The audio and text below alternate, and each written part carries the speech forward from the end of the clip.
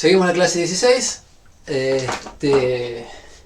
Probablemente es una clase que tengan que ver la grabación y rebobinarla porque estoy yendo más o menos rápido, pero espero haber puesto todos los ingredientes para que los encuentren cuando repasen. Vamos a estudiar entonces el movimiento de un objeto desde dos sistemas de referencia cuando un sistema de referencia se mueve respecto del otro. Y vamos a hacer dos casos por separado. El primero es más sencillo y es el 90% de los ejercicios de la práctica 6 corresponden al primer caso, que es cuando un sistema tiene los ejes que no rotan respecto del otro. Cuando los ejes rotan respecto del otro es más elaborado y lo hacemos y debe haber dos, no sé, hay 2 o 3 problemas este año de los tantos que hay con movimiento relativo entre sistemas de referencia que rota uno respecto del otro. Entonces, el grado de dificultad va cambiando, pero la mayor parte del trabajo es el primer nivel, el más sencillo. Entonces, anoto los casos. Primer caso, pongamos acá, veremos por separado. Primer caso, cuando S', sistema S', no rota respecto de S. Quiere decir que si el que está parado en S' clava sus varillitas ahí que son los ejes en el piso, y bueno, el ángulo que forman con los del otro sistema es siempre el mismo. Si este está inclinado con un plano inclinado, esto está con un figura de 30 grados respecto de este, o sea, el eje Y' está a 30 grados respecto del Y, y bueno, al rato esto se habrá movido, pero Y' sigue formando el mismo ángulo con el eje Y. O sea, los ejes de uno, que son el registro de la posición del objeto, o sea, los ejes son lo que está pegado al cuerpo, y si el cuerpo gira, los ejes giran. Hablo del cuerpo del sistema de referencia. Entonces, si el sistema S' como objeto físico no rota, los ejes que dibujo se mantienen siempre en el mismo ángulo con respecto a los ejes del sistema S. Y ya que es el mismo ángulo, mejor que los pongamos paralelos. Digo, si te querías trabajar con un eje inclinado a 30 grados, digo, no, pará, vamos a ponerlo sin inclinar, así hacemos las cosas más fáciles. Siempre se puede. Entonces, cuando S' no rota respecto de S, resulta que podemos decir en particular, eligiendo ejes, como cuando uno empieza un problema dice elijo mis ejes, vamos a tener que X es paralelo a X' y que Y es paralelo a Y', y bueno, y Z, que no lo dibujé, será paralelo a Z'. Para todo tiempo. Vamos a poner matemáticamente acá, para todo T, ¿no? O sea, en cualquier instante se mantienen paralelos. Entonces, lo que se llama el versor Y', voy a cambiar el dibujo para acompañar esto, no lo voy a hacer inclinado, al sistema rojo le voy a subir al piso este rojo, S', y le voy a poner ejes rojos, vamos por acá,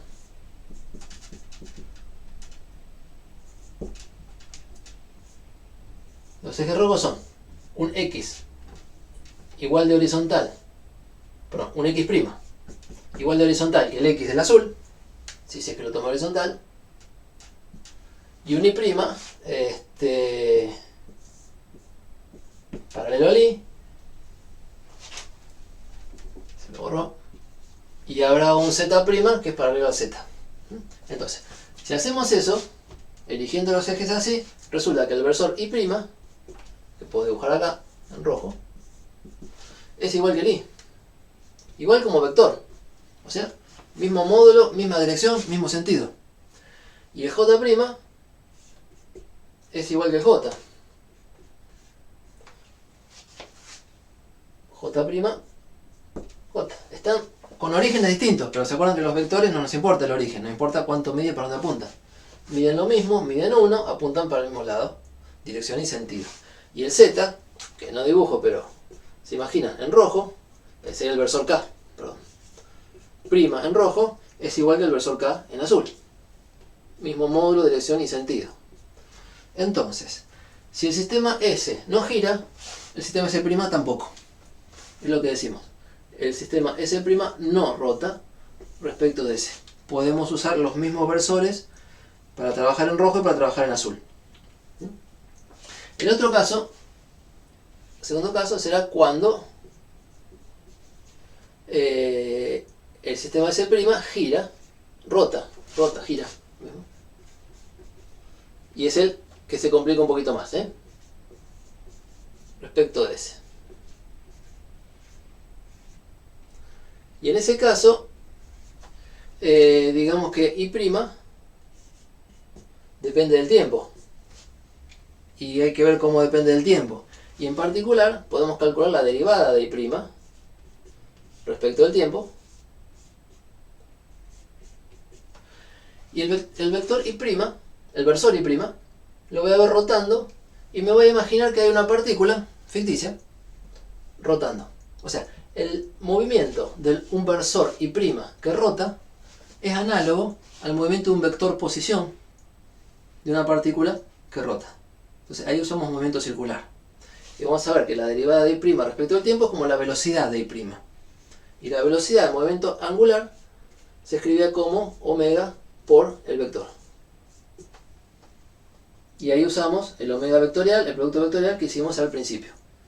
Y lo mismo, la derivada de J' respecto del tiempo es omega por J. Y la derivada de K' respecto del tiempo será omega por K. Cuando el sistema S' rota con velocidad omega respecto del S. Lo digo ahora por si no llegamos a armarlo bien, que quede planteado. Ver este sistema rotando es como imaginarse una pelotita roja ahí haciendo un movimiento circular. Con velocidad angular omega. Y entonces, el omega lo vamos a escribir como vector y la velocidad del puntito la vamos a escribir con una fórmula compacta. Compacta, mucho más compacta que poner senos y cosenos de ángulos que dependen del tiempo. Bien, vamos a la parte 1 e intento llegar a la parte 2, vemos cómo nos va. Parte 1. Es este dibujito. Tenemos dos sistemas de referencia, uno no gira, el otro tampoco, usan al mismo tiempo, así que el reloj ya no lo dibujo.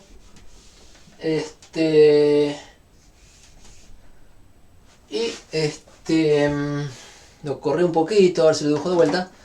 Tenemos el observador con origen en O, el observador con origen en O', la posición R relativa de un origen respecto del otro, O' respecto de O, y la posición en azul del cuerpo según la B este, y en rojo, a ver, según la B este. Bueno, acá estaba el nombre, R' de T.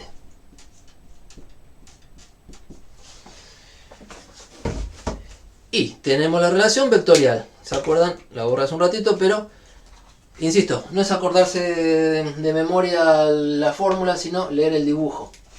Por eso prefiero hacerlo de vuelta. Lo que voy a escribir leyendo el dibujo es que la posición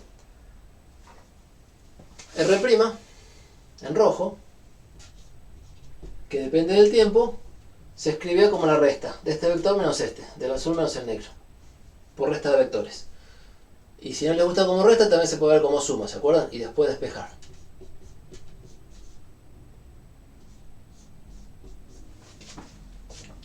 Y estos vectores se escriben, se ponen componentes con versores, pero los versores son los mismos para los dos, porque yo sé que se mantienen paralelos. Entonces, R' de T lo puedo escribir como X' de T por el versor I', prima o no prima porque es lo mismo, pongo prima después lo saco, más Y' de T por el versor J más Z' de T por el versor K', el lado izquierdo, y eso es igual a la resta. Perdón, estoy diciendo, se imaginan, pero vamos a ponerlo. Bueno, no lo noto. Estoy diciendo que el observador rojo con primas usa X y Z primas. Y que el versor, que esto es igual que esto, estoy diciendo. ¿No? O sea, simplemente la forma de escribir el vector en componentes. Y no inventé ningún nombre, uso los de siempre. X y Z para las componentes en cada eje. Y esto es igual a esta resta. Y al R minúscula lo voy a escribir con X de t, Y de t y Y de t y los versores.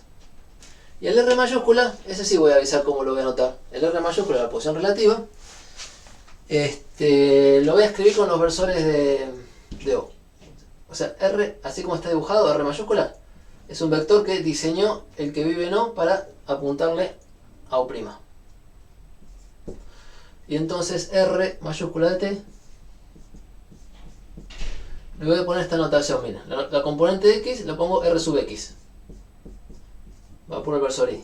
La componente Y la pongo R sub Y, depende del tiempo y va por el versor J. Y la componente Z la anoto R mayúscula sub Z, que depende del tiempo y va con K. O sea, en lugar de ponerle X y Z mayúsculas, que en medio, si anota X mayúscula se parece al X minúscula un ratito. Entonces en lugar de poner X mayúscula, Y mayúscula y Z mayúscula, pongo RX, RY y RZ, porque se me anota mejor. Y entonces cuando hago esta resta, y bueno, la resta se hace componente a componente. Entonces, la componente de X que tengo, la componente X de la posición R, que es X de t, menos la componente X de R, que es Rx de t, y todo eso sale por el versor Y, más las componentes Y de t, menos Ry de t, por el versor K, perdón, por el versor J, más la componente Z de esta resta, paréntesis, es Z de t, que es la componente Z del R, posición, menos R sub Z, que es la componente Z de la posición relativa de los sistemas, por K. Simplemente puse esto en componentes. Y quiero insistir en que el versor I' y el I son lo mismo. El J' y el J son lo mismo. Y el K' y el K son lo mismo. Y es lo que hace que esta parte del trabajo sea más sencilla.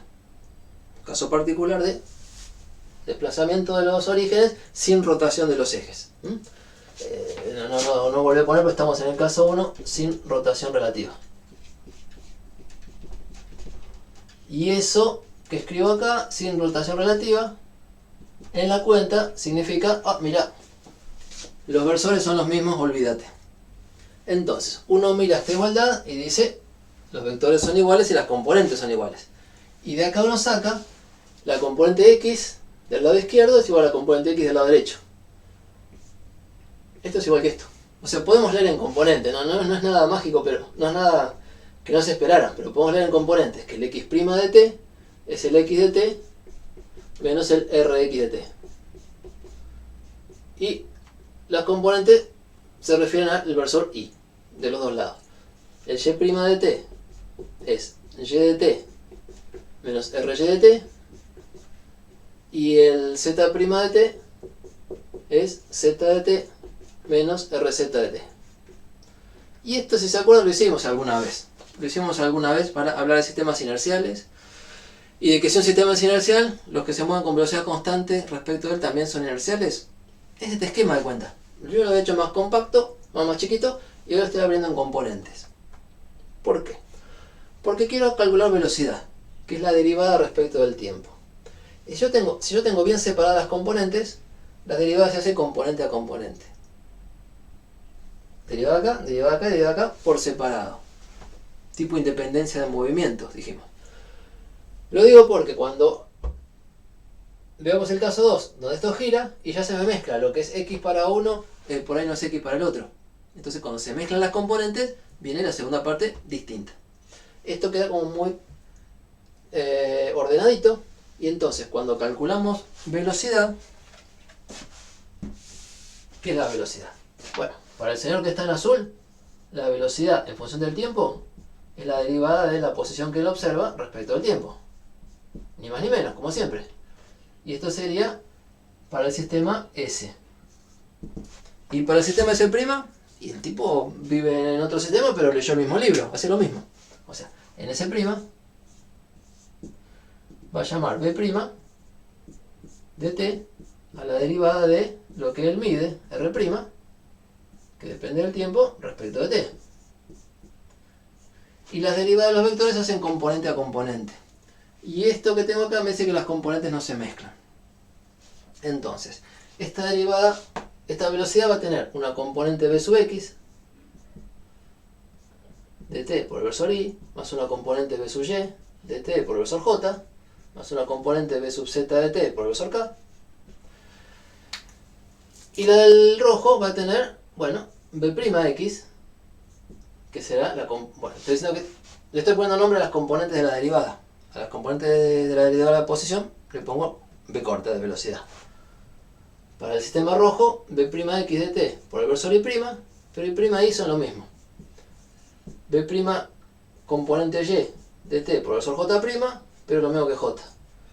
Y b'z, derivada de la componente z respecto del tiempo, por el versor k, que es el mismo. Y no lo anoto, pero señalo acá, como que viene todo bien. B sub x es la derivada de x respecto al tiempo. Y b sub x' es la derivada de x' respecto al tiempo. Y lo mismo con las otras componentes. Y la relación entre ellas va a venir dada por la derivada de rx, de r mayúscula respecto al tiempo. O sea, no son iguales, porque está este r que los desplaza. Y las derivadas no son iguales, porque va a estar la derivada de este r. Y la derivada de este r mayúscula no es otra cosa que la velocidad de este objeto respecto de aquel. La velocidad de este sistema de referencia respecto de aquel. La velocidad relativa de los sistemas. Entonces,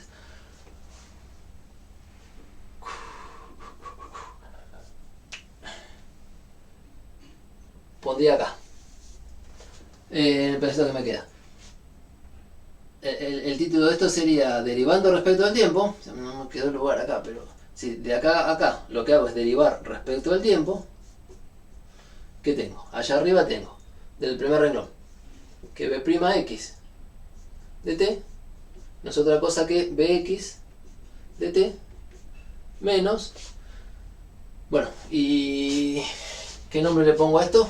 Le voy a poner una b mayúscula, x de t, pero mejor les aviso por acá qué es.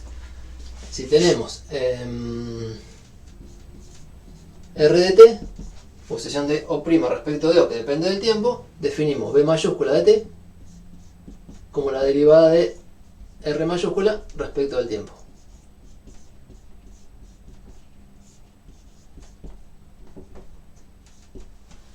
Como les decía, r mayúscula es la posición relativa, b mayúscula, que es la derivada de la posición, es la velocidad relativa. Poner mejor letra. Y esto se lo llama entonces velocidad relativa.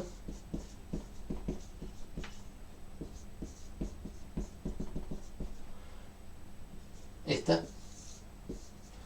Velocidad relativa de este sistema respecto de este. Serían las cosas con el signo opuesto si dijera de este respecto de este. Pero yo elegí trabajar así. Es la velocidad relativa de O' respecto de O.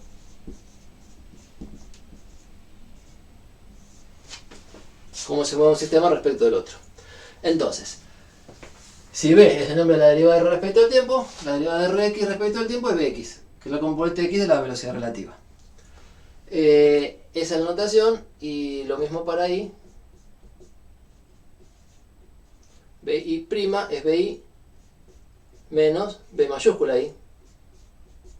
Y la componente Z de B'Z, es igual a la componente Z de B menos la componente Z de la velocidad relativa. O sea, todo esto escrito. No sé si lo hice incluso demasiado largo. El secreto está en que los versores son los mismos. Entonces pude separar componentes.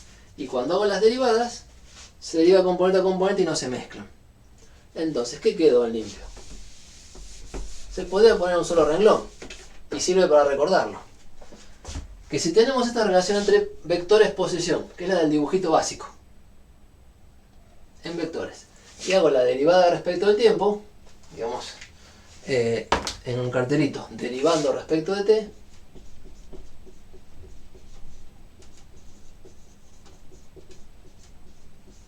y es como que heredo la estructura. Cuando derivo de R', la derivada de R' es B'. La velocidad del objeto, según la observa el tipo que está acá. Eso es igual a la derivada de R, que es B, velocidad del objeto, según la observa el tipo que está acá, menos derivada de la posición relativa, B mayúscula, que es la velocidad de este sistema según la observa el tipo que está acá. Cariñosamente, el tipo que está ahí, el observador. ¿Sí? Entonces, incluso me gustaría subrayar, ya que no use colores, lo que está en azul en el dibujo es esto y esto. Lo que está en negro en el dibujo es esto y esto. Y lo que está en rojo en el dibujo, lo que veo prima, es esto y esto. Y tenemos la fórmula de velocidad relativa. Si este usar una velocidad de 10 km por hora en el eje X y 15 km por hora en el eje Y, velocidad del objeto respecto al sistema, y el sistema O' se le está escapando para este lado con velocidad tanto km por hora en X, tanto km por hora en Y, se hace la resta con vectores, componente a componente, y me sale la componente X de la velocidad del objeto tal cual lo observa este hombre acá en O', y la componente Y de la velocidad tal cual lo observa el observador en O'. O sea, la fórmula vectorial contiene todo, y es compacta, y está en un renglón. Y tiene la misma estructura de resta que la de posición, que es la que se ve en el dibujito. Pero si este dibujito lo hacen prolijito y dicen en cada problema, ah, este es el tren, este es el piso, este es el pajarito que vuela, lo que diga el problema. Entonces ponen todo en su lugar, no se lo mezclan, acá está la fórmula de traducción. Y por supuesto se puede despejar. B de t sería B' más la velocidad relativa de los sistemas. Y así como estamos, podría hacer lo mismo, escribiendo las velocidades y derivando, y tendría las aceleraciones. Entonces, voy a llamar con A mayúscula a la aceleración de O' respecto de O. Repasar en negro acá. R mayúscula es la posición del sistema O'. B mayúscula es la velocidad del sistema O'. Y vamos a borrar acá. Todo esto que hice en componentes era para convencerlos de que, como los versores no se mezclan, la cosa sale ordenadita. Y vamos a llamar A mayúscula, que puede depender del tiempo, a la derivada de la velocidad relativa respecto del tiempo. O sea, la derivada segunda de la posición relativa respecto del tiempo dos veces. Y les voy a decir acá que derivando nuevamente o derivando por segunda vez,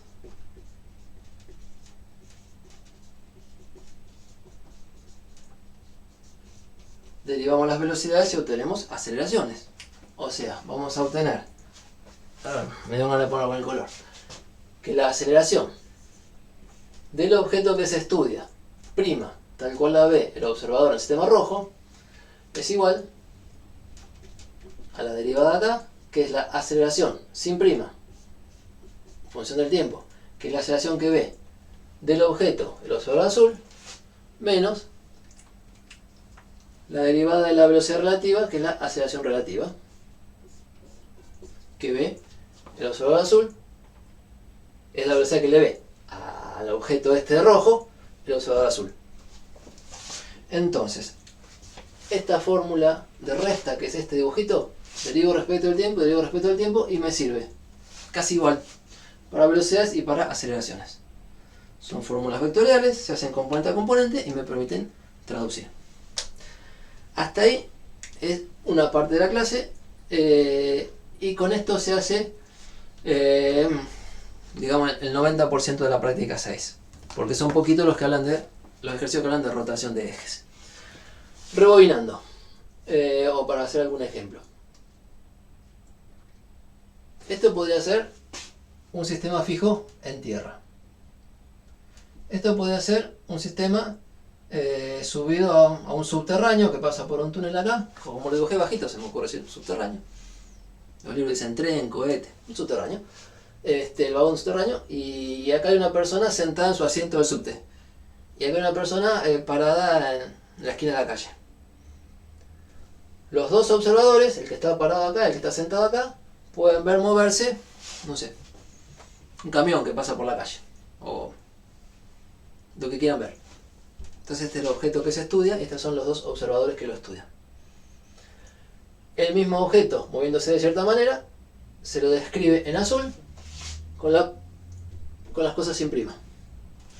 El mismo objeto se lo describe desde el subterráneo con las cosas con prima. Vamos a repasar acá el color rojo.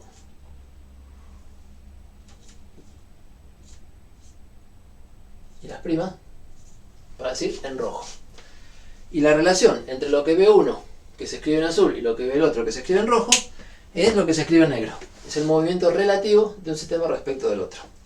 Permiso, a ver si queda más visual. Posición relativa, velocidad relativa y aceleración relativa.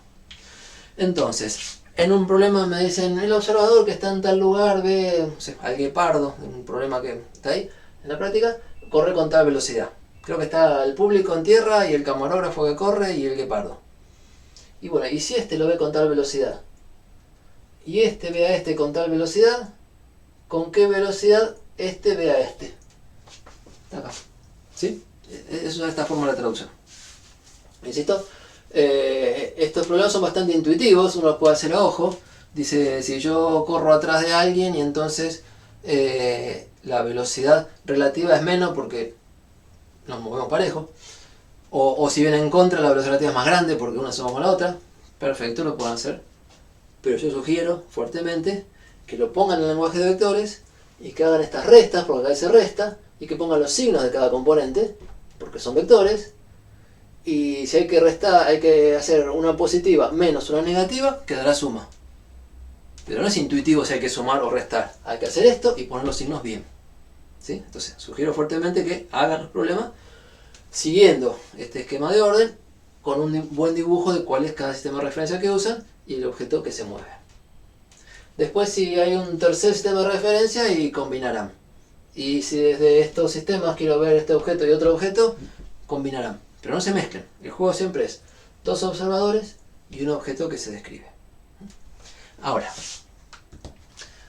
observación importante. Observación.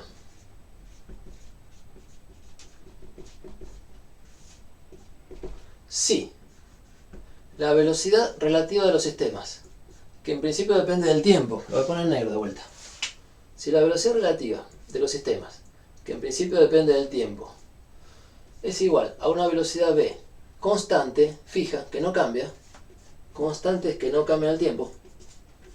O sea, si este objeto rojo se está moviendo respecto al azul, si el subte se mueve respecto a la Tierra a 20 km por hora, velocidad constante.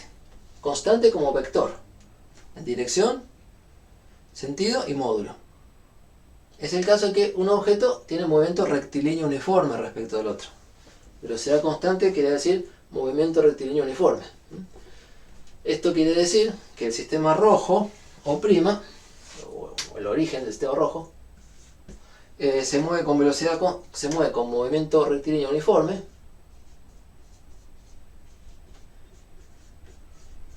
respecto del azul.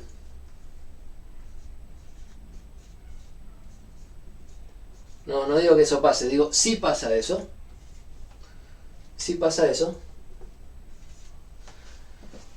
Si pasa eso, ¿cómo es la aceleración relativa? Bueno, la aceleración es la derivada de la velocidad relativa. La aceleración relativa es la derivada de la velocidad relativa. O la aceleración del objeto rojo es la derivada de la velocidad del objeto rojo. Tal cual te lo cuenta el que está en el objeto azul. Entonces, si es constante, la derivada va a ser 0.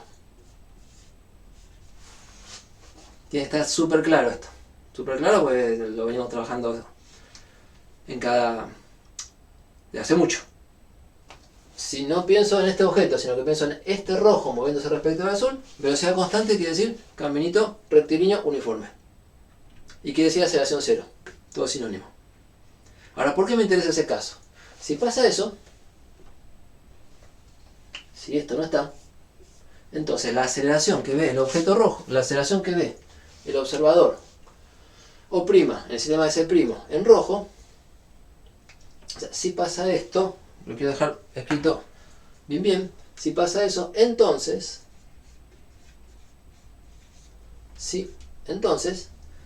la aceleración que ve el objeto, la aceleración del objeto que ve el observador en rojo, a prima, como vector, que puede ser función del tiempo, resulta ser igual a la que ve el azul.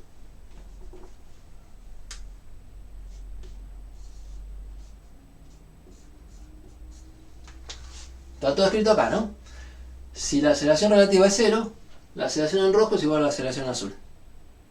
Si la aceleración relativa es 0, o sea, si un objeto se mueve como evento rectilíneo uniforme respecto del otro, si un sistema de referencia, el objeto sistema de referencia, se mueve con velocidad relativa constante como evento rectilíneo uniforme respecto del otro sistema de referencia, entonces los dos van a haber distintas posiciones, los dos van a haber distintas velocidades, pero van a haber la misma aceleración. ¿Y eso qué quiere decir? Pensemos en la segunda ley de Newton, donde lo importante es la aceleración. ¿Se acuerdan que la segunda ley de Newton se puede usar solamente en sistemas inerciales? Entonces, si ese es inercial, y el tipo ve una aceleración, el que está en ese', que ve la misma aceleración, tiene el mismo derecho a usar las leyes de Newton. ¿Sí? Si tiene la misma aceleración, puede escribir suma de fuerzas igual a masa por aceleración. Si las aceleraciones son distintas, estamos en un brete cuando escribimos suma de fuerza igual a masa por aceleración. ¿Qué aceleración? Bueno, la primera ley de Newton nos avisaba que la segunda, suma de fuerza igual a masa por aceleración, vale siempre que te pares en un sistema inercial. Entonces, y esto ya lo venimos usando hace rato, pero debería quedar más ordenado acá. Si el sistema S es inercial, podemos usar la segunda ley de Newton. El tipo en azul dice suma de fuerzas igual a masa por aceleración. Y resuelve la práctica 4, y resuelve la práctica 5. Si ese es inercial, bárbaro con el azul. Y la velocidad relativa es constante,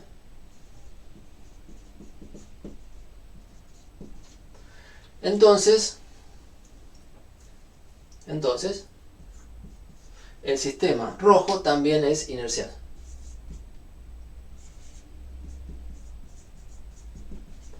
¿Dónde está a la vista el truco? Que el rojo también puede escribir suma de fuerzas igual a masa por aceleración.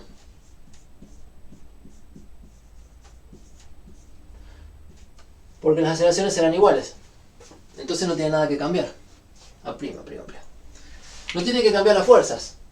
Porque las fuerzas son interacciones con objetos con los que interactúan. Las fuerzas que están sobre son interacciones con otros objetos que están ahí en la naturaleza. Entonces, un observador o el otro ve las mismas fuerzas. Si ve las mismas aceleraciones, está escribiendo la misma cuenta. O sea, si los dos ven las mismas aceleraciones, los dos tienen derecho a usar la segunda ley de Newton. Y eso es en el fondo que los dos sistemas son inerciales. Si uno puede, el otro también. Siempre que sea con velocidad relativa constante. En cambio, si la aceleración relativa es distinta de 0, uno tiene un valor de A en azul y otro tiene un valor de A' en rojo, que son distintos. Y si a uno le anda bien la segunda ley de Newton, al otro no le va a andar bien. Porque las fuerzas son las mismas, pero las aceleraciones las tiene modificadas. Entonces, los sistemas donde la aceleración que observa el observador es distinta que la aceleración que observa un observador inercial, se dice que son sistemas no inerciales. Sistemas no inerciales. ¿Se puede trabajar en ellos? Sí se puede. Pero cuidado, no vayas de cabeza a usar la segunda ley de Newton porque no va. Uno tiene razón y el otro no. Entonces, hasta ahí era, bueno, cuando estaba este tachado. Ahora de vuelta. Queda ahí grabado, le saco una foto a esto. Ahora, ¿qué pasa? Si la velocidad no es constante, si la velocidad de un sistema respecto del otro no es constante, no es siempre la misma, si hay aceleración relativa, sinónimo de esto es decir que la aceleración relativa a mayúscula es distinta de 0, entonces, bueno, las aceleraciones se relacionan como estamos mirando. No, estoy leyendo lo que ya hicimos. Pero quiero dejar en limpio que entonces las aceleraciones son distintas. La aceleración en rojo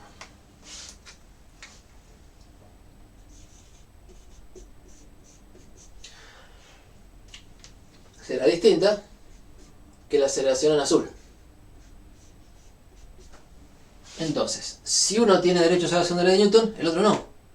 Una aceleración por ahí sirve para Newton y la otra no porque es distinta. ¿Sí? Entonces, en un sistema se puede usar Newton si es inercial y el otro no va a ser inercial. Entonces lo pasamos limpio por acá.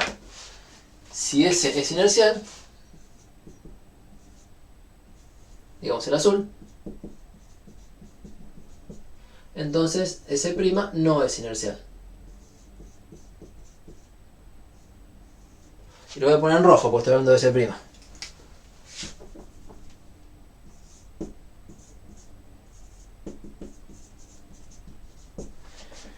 Si ese es inercial, que es donde varía la segunda ley de Newton, este buen hombre en azul puede poner suma de fuerzas, todas las que hay, igual a masa por aceleración, en azul. Y el que está trabajando en rojo, y no puede. Lo que va a encontrar el que está trabajando en rojo es que la suma de fuerzas, ¿quién la sabe hacer? Y el azul, el inercial, la sabe hacer. Y le da m por a. Y a él no le va a dar m por a'. Porque a' es distinta que a. O sea, si este anda bien, este anda mal. Si este anda bien, este anda mal. En la medida que las aceleraciones son distintas. ¿Sí? Entonces, dos cosas a ver. Repasar qué es un sistema inercial. Y segundo, ver, bueno, si no es inercial y no puedo hacer esto, ¿qué hago? Brevemente, la primera ley de Newton Newton afirmó como base de su teoría que existe algún sistema inercial. Existe alguno. Y si existe alguno, yo cuando tengo, que sería este azul, y cuando tengo otro, y me fijo, si anda con velocidad constante y los ejes no rotan, en ese caso, y ese también es inercial. Y si no anda con velocidad constante, si anda acelerado respecto a aquel, y no es inercial. ¿Sí? Y además, no lo conté todavía, se nos va para la próxima, si este sistema tuviera los ejes girando respecto a aquel, por más que vaya con velocidad constante el origen, si los ejes giran, tampoco es inercial. Entonces, la única posibilidad es, habiendo uno inercial, que Newton dijo que existe, pero no dijo quién es, se lo imaginó. Cualquier otro que ande con velocidad constante respecto de él y con los ejes paralelos, es inercial. Y eso es lo que les enseñamos, por lo menos a decir, hace un buen rato, cuando empezamos la práctica 4. Entonces, ¿qué es un sistema? ¿Cuál es el sistema inercial que tiene sentido usar? Yo les haré un cuento a nivel astronómico, más o menos así. Déjenme borrar, vamos a borrar esto.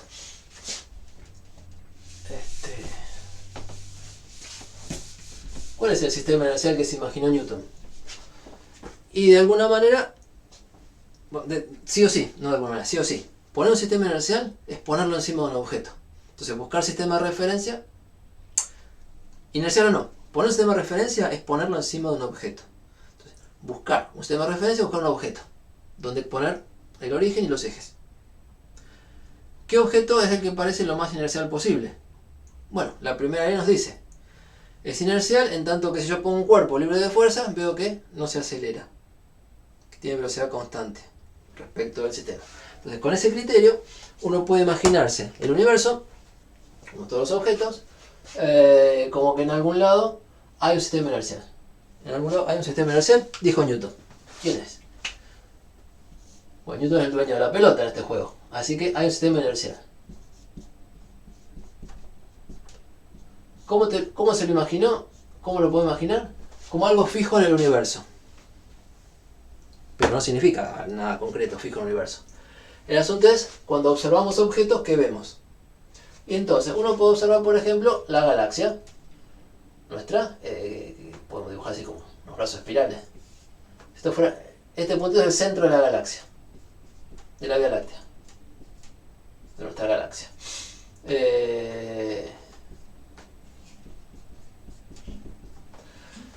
Y uno puede pensar que este sistema de planetas, estrellas, agujeros negros, todo lo que hay, está bastante separado de otras galaxias. Cosa que la interacción gravitatoria se apaga. Otra galaxia anda por acá, y entonces como está tan lejos, ni se ven. Entonces, bueno, si se pueden despreciar las fuerzas de los demás objetos del universo porque están lejos, este paquete, toda la galaxia con todas sus cosas, está libre de fuerzas. Y si está libre de fuerzas, el buen sistema inercial es el principal que me imagino. ¿Cómo va a ver a la galaxia? Y la va a ver moverse con velocidad constante. Lo dice la primera ley. Libre de fuerzas. Vamos a poner por acá, libre de fuerzas. Lo llamo un sistema aislado, como si nadie lo tocara. Y el buen sistema inercial lo debería ver moverse con velocidad constante. Eso dijo Newton.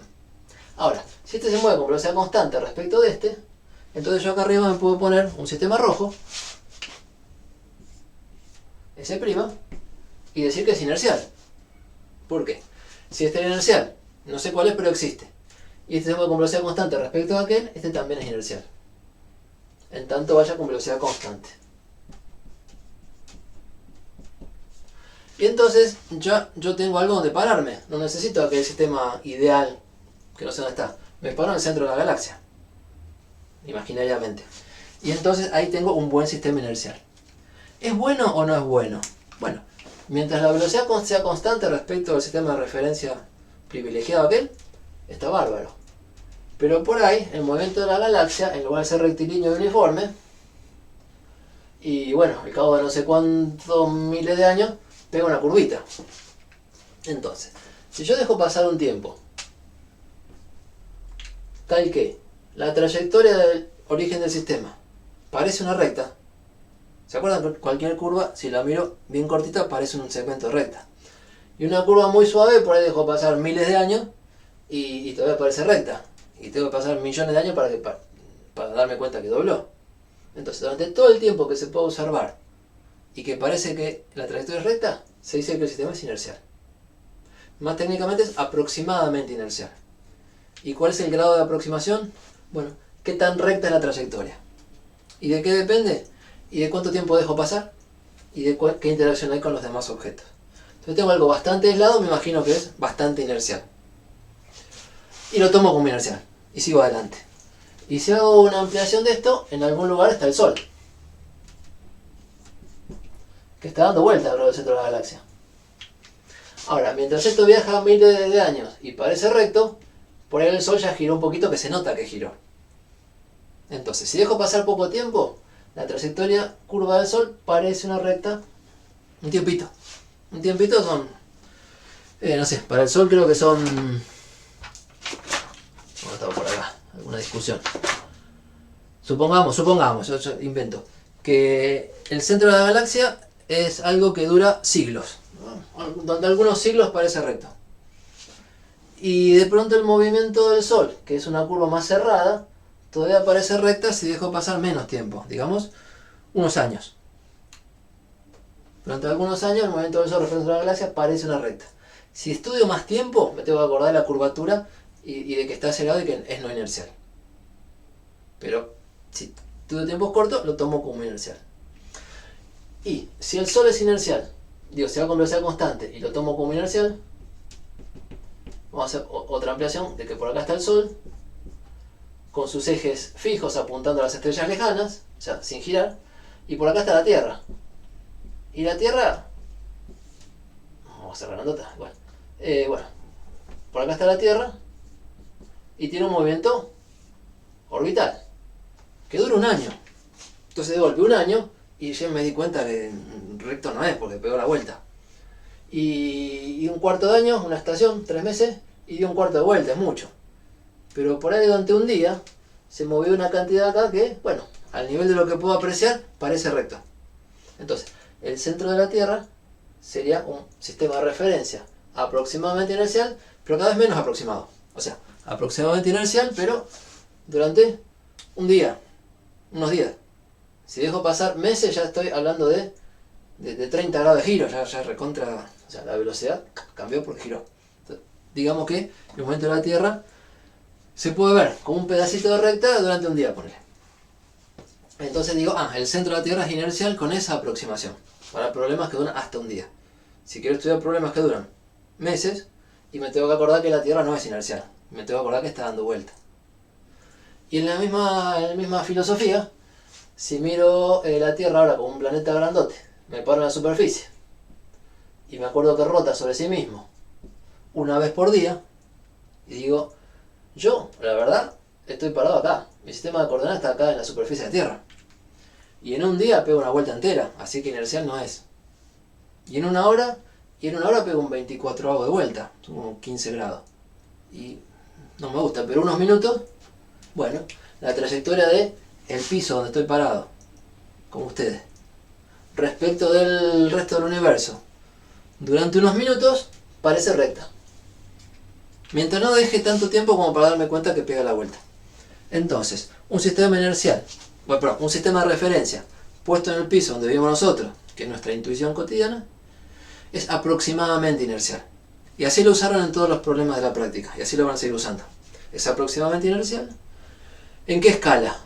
Bueno, en una escala de tiempo que no nos demos cuenta que estamos girando, una escala de minutos. ¿Sí? Entonces, problema de la práctica que dura minutos. Ok, es un sistema medio flojito, o sea, lo tomamos como aproximadamente inercial, pero la aproximación no es muy buena. Se nos cae si dejamos pasar un tiempo donde apreciemos que estamos pegando vueltas. Porque una trayectoria con vuelta es una trayectoria con aceleración. Y aceleración es que la velocidad no es constante. Y la velocidad no es constante, dice, sonamos, no puedo usar Newton. Si la velocidad no es constante respecto de un sistema inercial. Entonces la lógica de Newton es, supongamos que algún sistema existe en algún lugar del universo, y con estas discusiones podemos distinguir cada uno si es inercial o no, y en qué escala de aproximación. Para nosotros, en la práctica, con la limitación de no recorrer distancias muy grandes como para darse cuenta que la Tierra es curva, y que la gravedad cambió de dirección. Y no dejar pasar tiempos muy grandes como para ver que nos estamos moviendo en una curva en el espacio. Mientras no dejemos pasar tiempo y no nos demos cuenta de esa curvatura, mientras parece que vamos derechito, el sistema donde estamos trabajando parece que es inercial y nos damos por satisfechos. Bien, entonces, problemas de una frase más. De sistemas inerciales, perdón, de sistemas no inerciales, no se puede usar la segunda ley de Newton. De una. ¿Pero qué se puede hacer? Y se puede copiar del que sí la usa. O sea, ¿qué tiene que hacer el sistema en rojo si es acelerado? Y tiene que plantear la segunda ley de Newton con la aceleración buena. Se la copia al otro. Entonces, uno puede poner, en este caso, y con esto termino,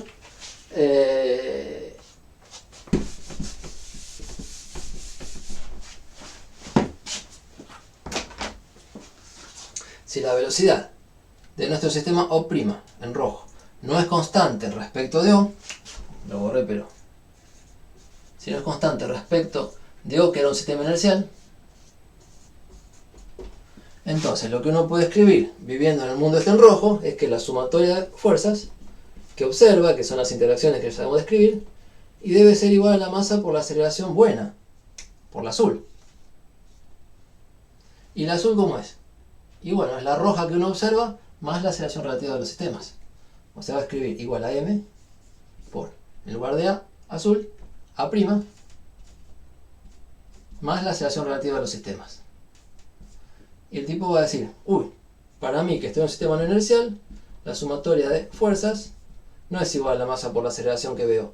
Es igual a la masa por la aceleración que veo, más una corrección, que es la masa por la aceleración relativa. Y a partir de ahí hace lo que quiere. O sea, si quiere pasa esto restando para allá, y la gente dice, la suma de fuerzas menos este término, que es como una fuerza ficticia, la puedo usar igual a masa por aceleración prima, como yo la veo. Y otra gente dice, no, poné la fuerza verdadera, poné masa por aceleración, que es la que vos ves, sistema inercial, y acordate de sumar la corrección. O lo suman como aceleraciones, o lo pasan restando al otro lado, y dicen fuerzas, entre comillas. Pero esta es la segunda ley de Newton para el sistema no inercial, cuando los ejes no rotan. Entonces, es la segunda ley de Newton. ¿Por qué es la segunda ley de Newton?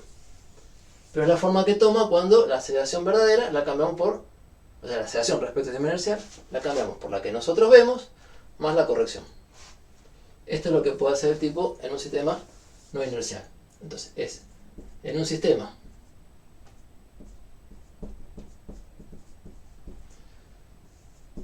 velocidad no constante, o sea, con aceleración distinta de cero, relativa, respecto de un sistema inercial. Vamos a poner eso, de un sistema inercial de referencia. El sistema inercial lo necesito, de ahí me tengo que copiar. Y es así con ejes que no rotan.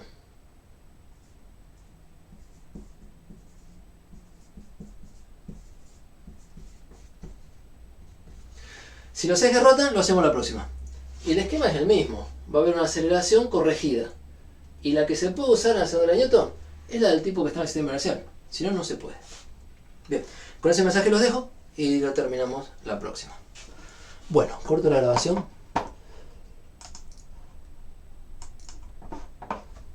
Nos vemos.